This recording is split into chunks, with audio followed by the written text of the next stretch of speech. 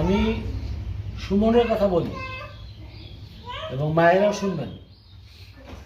বাচ্চাকে পড়ার জন্য অত ধাক্কাধাক্কি করা দরকার নেই। বাচ্চাকে পর করে অস্থির করা দরকার নেই। বাচ্চার মধ্যে স্বপ্নটা তৈরি করে দিতে হবে, তার মধ্যে একটা স্বপ্ন বলে দিতে হবে যে তুমি লেখাপড়া করে মানুষ হবা। এই আগ্রহটা যদি তৈরি করে দিতে পারেন তাহলে আর পরপর করা লাগবে।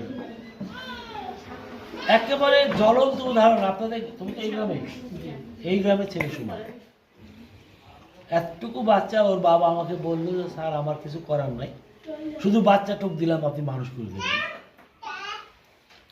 তো আমি দেখতাম ও চুপচাপ থাকতো সবসময়, এই কথা বলছি।